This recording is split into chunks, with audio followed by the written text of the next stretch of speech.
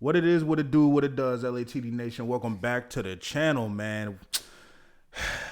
Another special movie review for y'all. Oh, yeah. This time, I say this a lot, but this time it's the long-awaited looking at the details of SuperGirl. Yep. The new, would you call it a sequel? Yeah, not More really. like the second, let's call it yeah. the second installment in the DCU. Right.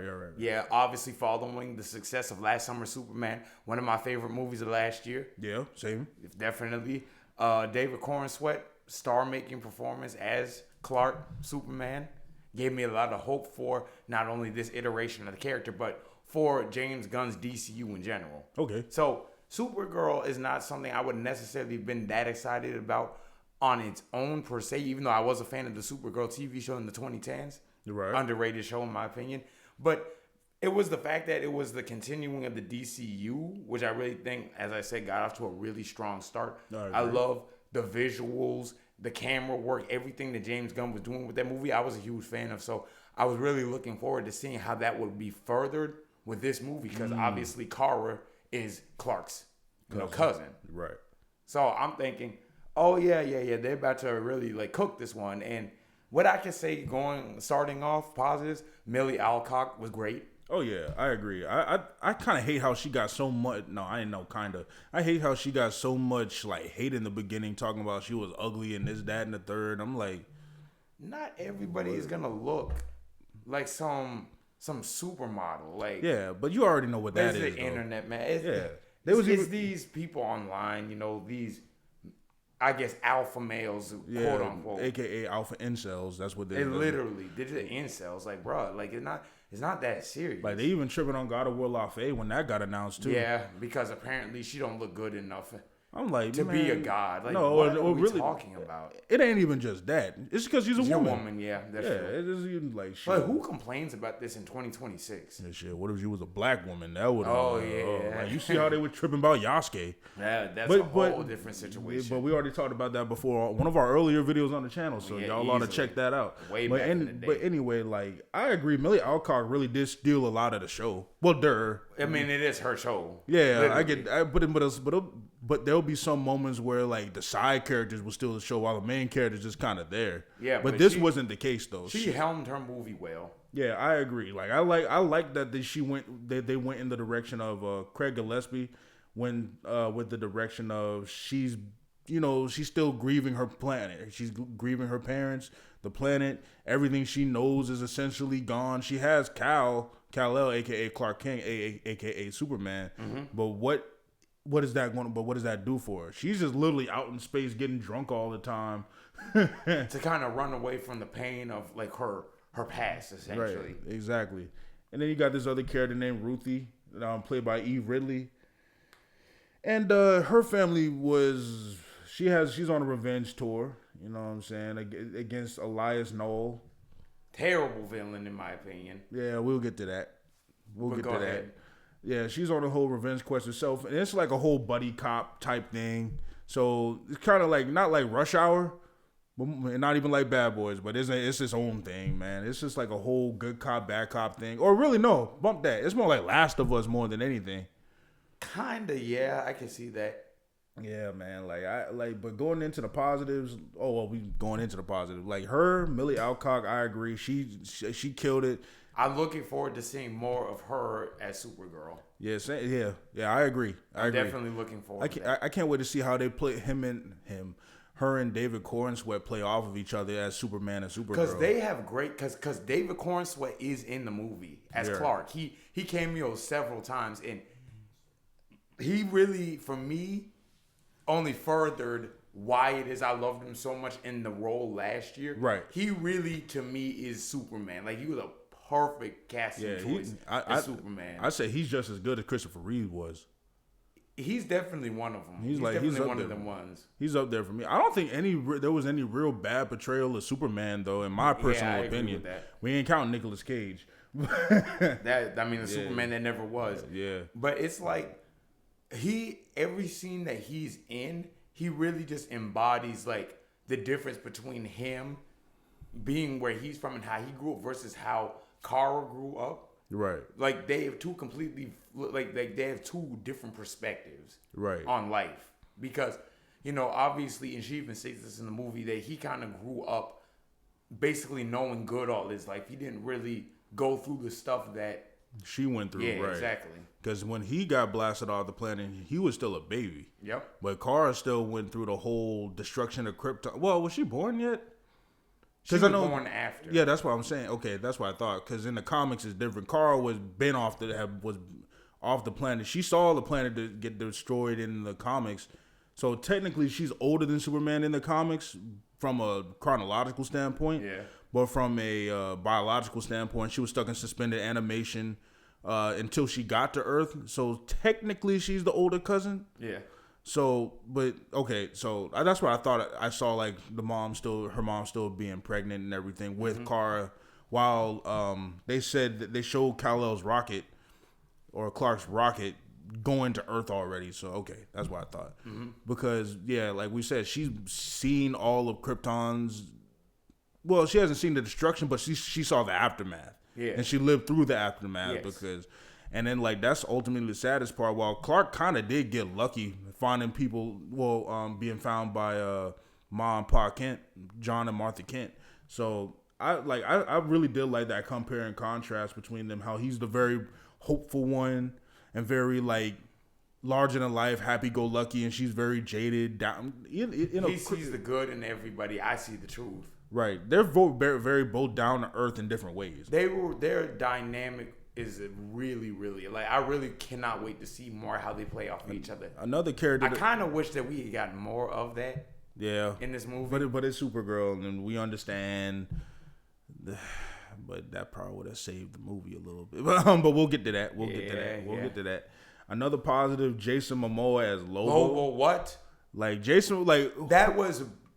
That casting right there was just such a duh. Yeah, like, this is like a no-brainer type of casting. Like, don't get me wrong, he was good as Arthur. He was good as Aquaman, but yeah, this right here. I mean, personally, I think the Aquaman movies are hella underrated.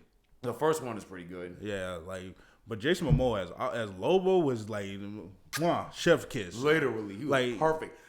His stature, and they literally, because you know how sometimes they'll like to take stuff from the comics and they'll like to add their own sort of way of how the characters designed and whatnot. This literally looks lifted straight about the comics. Oh yeah, definitely. Literally everything. I like how Lobo is, at least in this one, he's still a little bit more chill than he is in other iterations. Yeah. Because Lobo in like comics and in like TV shows, he's very over the top and very like, he's more like a lot like Deadpool than Deathstroke is. Yeah. So he's very over the top, animated. But I feel like we'll get more of that soon with further installments. We you know definitely what I'm saying? need more Lobo. I wouldn't mind seeing a Lobo movie, but to be told, or a Lobo show.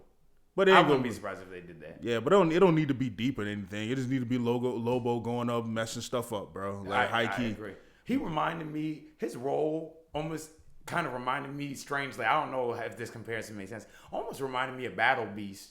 Yeah. That's what it reminded me. Bro, that's exactly what I was thinking. Because if he had a show, it would just be essentially the Battle Beast comic. Yeah. Just Battle Beast going around. I wouldn't be surprised if they did that. Matter of fact, they do need to do that. Yeah, because there's been countless Lobo comics out there. Battle Beast has a comic out right now. That's essentially Battle Beast trying to find somebody to kill him. That's fine with me. That's all I need for Battle exactly. Beast. I remember. What was that, season 2 or season 3? I think it was Alan. He came up to Alan. He said, "You promised me worthy opponents." That's all he's there for. And he got. I want to say 3 or 4. It was either 3 or 4. Yeah, it was either. I think it was like right before the Viltrumite War, though. Speaking, because they met in 2. They first met in 2. Yeah, you're right. It's either 3 or 4 now that I think about it, because it is right before the Viltrumite War starts, because they all fight to get out of like the prison. Right, in season 2. Speaking of that, obviously Invincible confirmed for both seasons 5 and 6. Bro, I can't wait for that. Definitely stick around, because we're gonna be reviewing that. Yeah, definitely. Please, bro.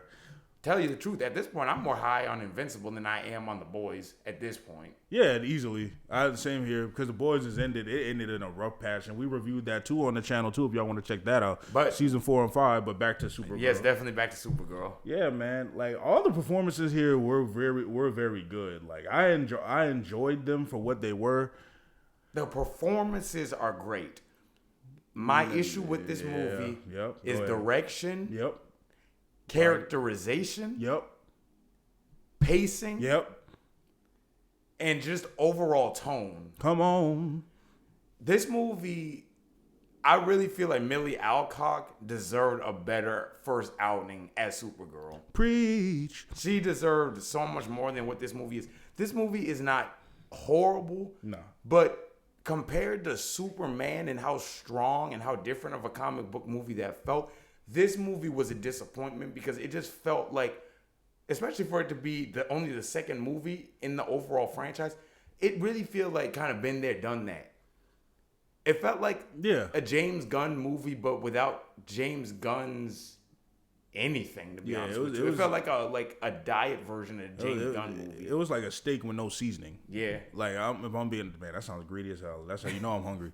But it's like, it's essentially I want a steak with no seasoning, and I 100% agree with you on that. Yeah. Because it's just like, I was sitting there watching it, and I was thinking, like, with all the theatrics and all the fighting and action and so on and so forth, I'm thinking this shit is a little bit boring. Literally, like even with all it is, this is boring. Because it's like we've seen it so many. Because like you said, we've seen this so many times before. We've seen it done with Iron Man. We've seen it done with Captain America. And done better. And done better. Yeah, we've seen this with Guardians of the Galaxy. There's nothing wrong with this stuff being done because obviously it's been done a million times. But what made those movies great is that it was done in a way where they gave us a reason to care about what was going on around us. Exactly. Because I just kind of feel like I like Kara, but outside of her, I didn't really buy much in to Ruthie's.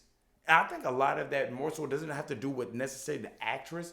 It's more to do with the way it was written, and it's just the villain just was not compelling. And then another thing is that they introduced Ruthie as basically when you first see her, she's lost her family. They don't give us a reason to really care first. Right. It'd be one thing if they kind of established their dynamic first, and if they had a stronger villain. But I think like for me, one real quick, Elias Noah was not the villain. It was Krem of the Yellows, whatever. Mm-hmm. That's the name of the villain, Krem. Yeah. But anyway, Krem. Yeah, that's right. I feel like that they didn't give me a lot to root for either, probably because we kind of know the story left and right. Yeah. It's the same case with Spider-Man, Y'all know we already know his origin story. So I feel like that kind of not ruined it for me, but it wasn't as grasping as I hoped it would be. I like the contrast of what they did though. Like they didn't just flat out destroy the planet. Yeah. They like survived for a little bit, but then due to unfortunate circumstances, that's when the rest of the population was destroyed. So I like that aspect of it. I like that she did get to be with her parents a lot longer than Clark ever got to be, but other than that, because he never went through the pain of actually losing his parents because he never knew them. Because exactly, and the parents that he does have, obviously, right, that's pretty much that's his family. That's all he's ever known. But with her, I did like that. I did like this though, and it made me feel some sympathy for her though, and to a degree. But I wish there was more making us root for her. You know what I'm saying? Yeah. But because how in Superman, even though they bypassed his origin because we already know it, and but his conflict is mainly with how he's perceived. And how he manages to save the day despite the perception of him being very low. At least at the time. Lex Luthor, exactly. There's no central. And the reason why that one works so well is because they have something that this movie lacked: a central villain. Yeah. That worked for the character. Yeah. Lex Luthor being the biggest hater of Superman. Just a hater. Like a flat out hit to where he got interdimensional monkeys writing blog posts and everything. Yeah, acting like these characters. Yeah, acting like these. I loved that too. Me too, exactly. He even had Metamorpho, of all people, generate kryptonite to keep Superman down. Yep. And my thing is interdimensional monkeys doing that. That's why I just love how creative that movie was. Right, just balls to the wall. But that's just because it's James Gunn. But I feel like this movie tried to do that, but it just doesn't feel. There are moments where it feels like that, like when they're on like when they're like traveling in space, right? Like the space bus or whatever that thing was, basically. Right. I like how, them Raiders came in and she stole one of the teleportation devices or whatnot. Mm-hmm. Like they were glitch pirates or something like that. Like technological pirates. Like there's still technology. And so she was like teleporting. Like that is a little bit of kind of in the vein of like the creativity we saw with Superman. Mm-hmm. But I just feel like, especially for the setting, you would think that it would have been a little bit more wild or would have felt that way because it's in space. One thing I did like though is how they went from planet to planet. Some planets you got yellow sun, which she gets her powers, and then others you got the red sun, make her normal. I like how they did that. Right. Kind of kept her on her toes a little bit. I agree. And it also kept her grounded as well. Yes. And explained why there was so much conflict. Mm-hmm. But one thing that kind of did bother me though is sometimes her power seems kind of inconsistent. Okay. Because when she eventually gets like poisoned. I don't know if that's a spoiler. But then she starts getting groggy from all the poison. I'm like, you Kryptonian with the radiation of the yellow sun. Why are you succumbing to this? It was confusing. Like you supposed to be unstoppable, essentially. And then they don't explain why. You could say it's because she didn't have enough yellow sun radiation, but that's crap. The movie should say that. Yeah. Because we see that she can still fly and that she's still invincible essentially invincible or invulnerable. That's what it is. And we still see all that on display, but she gets poisoned by this thing. Exactly. If anything, I feel like they should have did she drinks the poison, but she doesn't get poisoned, but she tastes it, and she's like, did y'all try to poison me? Yeah. Some shit like that. Something like that. You know what I'm saying? And it's like, yeah, man, and it's just very disappointing in a lot of ways. It's just like you said, it's what they given them. Which is pretty bad. Now, my least favorite character was easily Ruthie. Yeah. Ruthie, for me, like, she was just kind of there. She didn't really work. Yeah. Their dynamic didn't work like I feel like it could have or should have. Exactly. Like, their dynamic was pretty trash. And she had this whole same running gag about she would give, like, a whole speech and a monologue. Which was kind of funny, but I feel like... No, it wasn't to me. But go ahead. It was funny when Kara, was kind of, mouthing it as she was saying it to, I think, Lobo. You're right. That was funny. I like that. I'm like kind of playing on the fact that it keeps going. She keeps saying it over and over again. Right. But I just feel like their dynamic feels. And the thing that's crazy is that it's like they're set up in a way to where they do the work to make them have a dynamic, but it doesn't work. It don't, because it's too much like The Last of Us. But the difference is, this girl Ruthie is not ruthless. I'm about to say is helpless, not helpless. God dang it, she doesn't do anything. She's just in the way. She's kind of She's just kind of there. And that's what was annoying about this character, because it's just another similar revenge tale. But she can do shit. She can't even have a fight with the sword that she brought. Like, I'm like, why is she even here? Yeah. Like, I understand this is a younger actress, and I'm not trying to be like that. You know, I don't think she did a bad job. And she didn't do a bad job, but it's just what she's given. Yeah, exactly. It's just like she's just more in the way than she is. Like, she's more of a liability than she was you know what I'm saying? It's just than a benefit. Than a benefit, yeah. And it's like, I'm just thinking, I don't know why. She's like, she couldn't use the sword. She couldn't have fights. She kept getting kidnapped over and over again. Yeah. She's Courage the Cowardly Dog in this motherfucker. And the courage is more useful than that. She was useless. That's what it was. That's really what it was. Yeah, I agree with that. Like, my thing is, like, and she's fairly young, so wow, she's born in 2011, so she's like 15. Like, yeah, about 15. Yeah. And it's like I said, and I agree, she did a good job with what she was given, and that's what the writing is what did it more than the actual the performances. It wasn't the performances, but it's the writing and the direction. Right, and it's not like, and my thing is, another big problem that I did have is, it wasn't even the fact that she was useless in here and she felt like a liability. It was more the fact that she wasn't even funny. She wasn't even charming. Yeah. She wouldn't even. She didn't have no type. She wasn't charismatic. Right. Exactly. You know why Forky worked in his Toy Story 4? He was funny. He was funny. Yeah. He was just funny in a stupid way. You know what I'm saying? But this girl here, she wouldn't even like she took it. They took her too seriously. Yeah, way too serious. Yeah, like, exactly. Like I'm going to get revenge. I'm going to kill him. I'm like, bitch, you couldn't even, girl, you couldn't even have mess. You can even kill a fly. Like, what do you mean? Yeah, exactly. Exactly. It just felt very. It just felt like it had no teeth. It felt like it had nothing to it. Yeah, like it's just and that's my biggest gripe with. It felt like it didn't have anything going on under the surface. Exactly. Like it didn't have a beating heart the way Superman did. Right. That's what did it for me personally. This is one of the movies that you would give the excuse that isn't bad because it's a kids movie. Yeah. This is the only thing that's the only reason why this wouldn't be bad to some people. It's a kids movie, guys. Y'all can't be. But I'm like, if you but this is Warner Brothers in the DCU. Right, exactly. Like y'all gotta come stronger than this. That next movie better pick this back up. Yeah, because matter of fact, is James Gunn directing the next Superman? He kind of needs to. I hope so. Because Craig Gillespie, I forgot what movies I'm looking. He did Cruella, so he's talented. Was Cruella even good? Yeah, that was a great movie. To who? Me and Pat really liked that movie when we saw it. Rest in peace. Yes, sir. That was a good movie right there. So he's talented. What's next, man? We got Clayface this year. Okay.